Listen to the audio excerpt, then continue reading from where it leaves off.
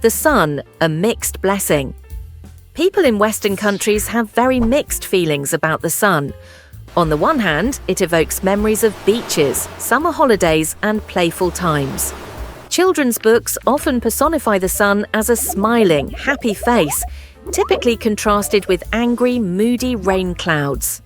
In fact, the sun has such positive connotations that the descriptor sunny refers not only to a state of weather, but also to cheery, cheerful, or joyous moods and dispositions amongst humans. On the other hand, many people fear the sun because of its association with cosmetic degeneration that can cause people to look much older than they actually are. Even more seriously, many people see the sun as a killer. This is because excessive sun exposure can lead to skin cancer, which has a very high mortality rate. So is the sun our friend or a foe? The answers are complex and contradictory. Let's start with the worst news about the sun. It is a carcinogen. As the National Toxicology Program report on carcinogens from the Department of Health and Human Services reports, broad-spectrum UV radiation and solar radiation, what is known as sun rays, are thought to contribute to most of the estimated 1.5 million skin cancers diagnosed in the United States each year. This gives the sun the unfavorable distinction of being the leading carcinogen in the United States, ahead of genetic mutations, bad diets, cigarettes, alcohol, chemical exposure, and other lifestyle factors. Of these diagnoses, 8,000 sufferers will perish from the condition. The primary cause of this mortality is metastatic melanoma, moles that become cancerous and then spread mutated cells into the lymph nodes and eventually through the rest of the body. Even if you are lucky enough to avoid skin cancer, the sun can still have damaging effects on your skin. This is known as premature aging, so called because sun damage mimics the skin's natural aging process, but does so at a much earlier age.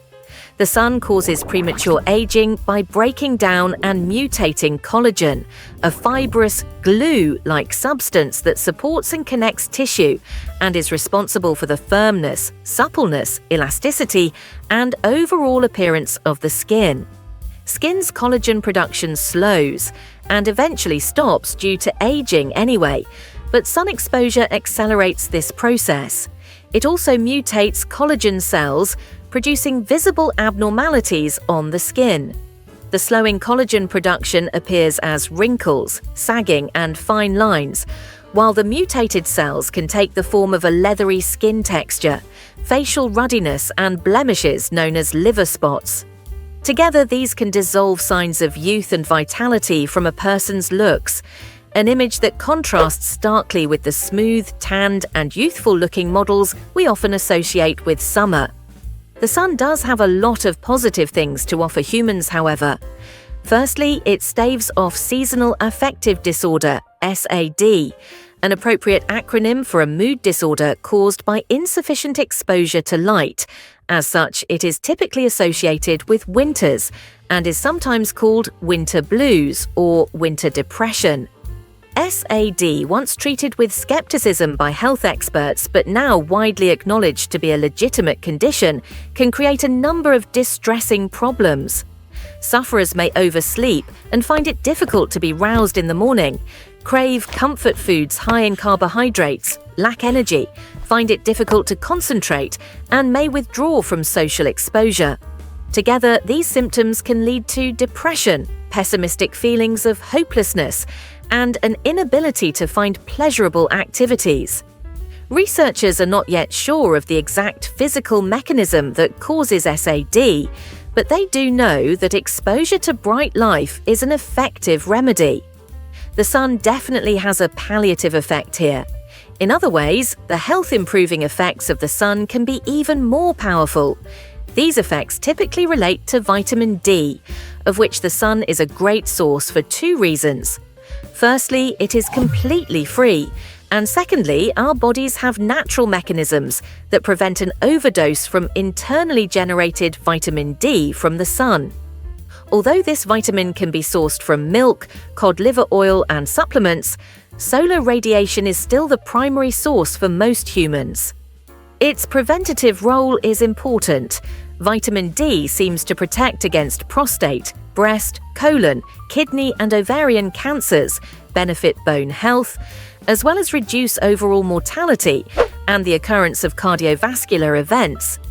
Mortality from strokes and heart attacks is up to 40% higher in some countries during winter months, a connection linked to lack of sun exposure.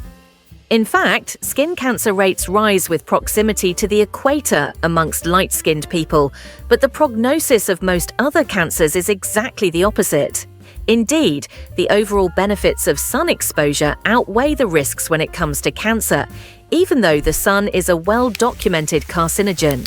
Ultimately, moderation and protection may be the key when it comes to sun exposure. This is true of other carcinogens, such as alcohol as well. Studies suggest that binge drinkers and teetotalers experience higher levels of many health problems than people who drink moderate amounts of alcohol on social occasions. Healthy access to the sun involves wearing broad-spectrum sunscreen before every exposure, even in winter, and not staying in the sun any longer than is necessary, which is about 5 minutes for adequate vitamin D exposure. With these simple steps, the sun once again becomes our friend and not our foe.